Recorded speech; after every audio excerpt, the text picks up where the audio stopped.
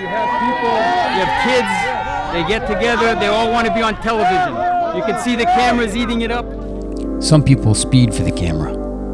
Other people jump for the camera. Most people smile for the camera. But what happens when nations at war fight for the camera?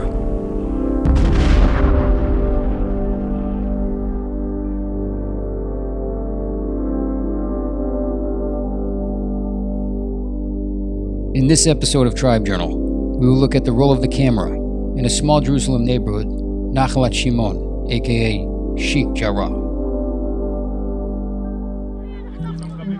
As I was looking for some of the Arab residents who I had become friendly with just weeks before while producing a previous episode of Tribe Journal, This feels a little bit like grade school.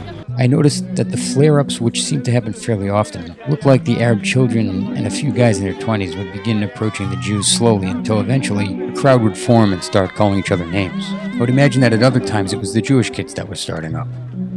However, it became clear that these were kids, especially when I tuned into what they were yelling back and forth. It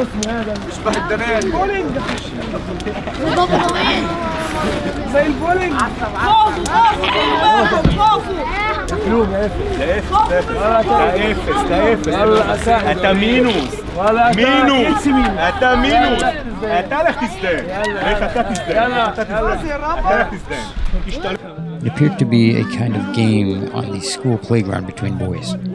It was kind of weird, but at the same time strangely reassuring to see the boys arguing in this way and poking fun at each other, almost playfully.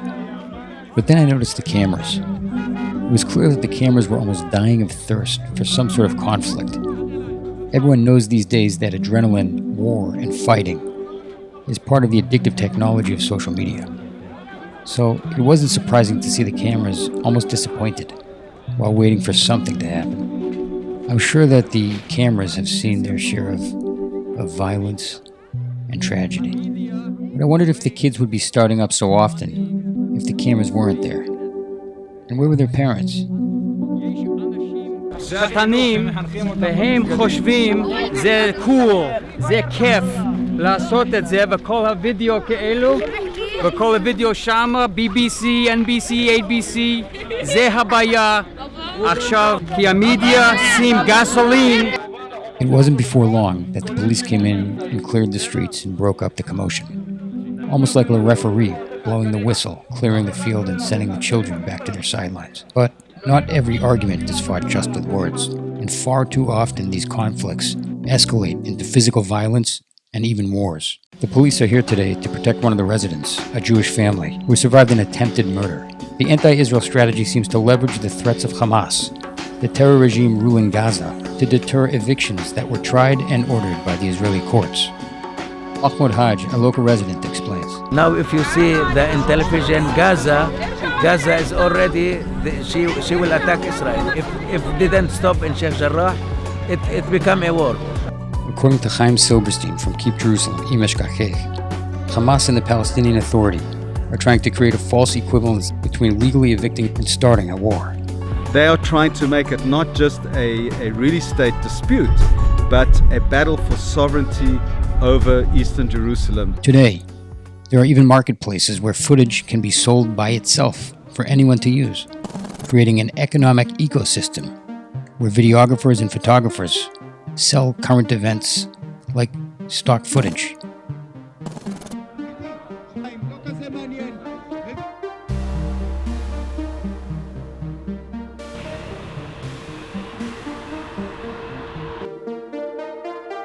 Obviously, the cameras are there to deter injustice by reporting to the world what they see.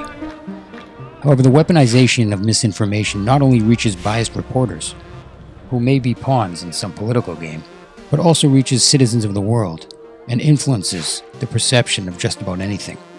For example, one multi-billion-dollar global media company whipped up an entire story using the video footage from YouTube and these online journalist marketplaces, which are cited in the lower left-hand corner of the screen.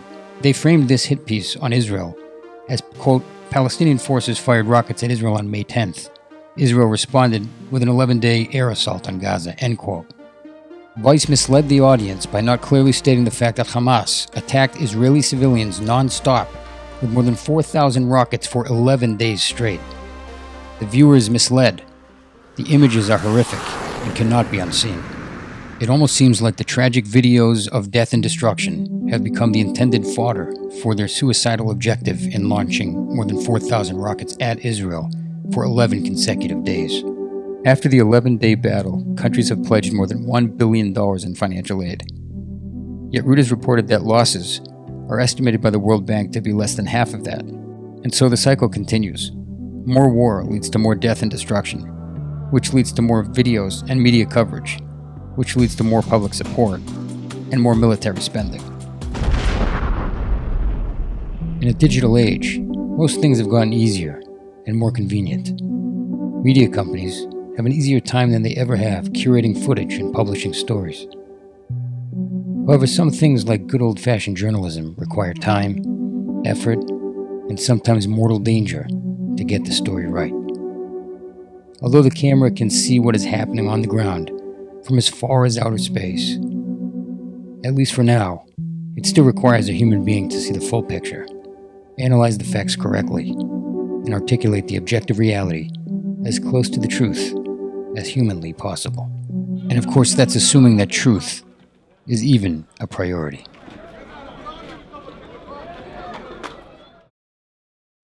What's up, Tribe, and thanks for watching. If you'd like to watch the full episode, it will be available exclusively on tribejournal.org. Just follow this link here.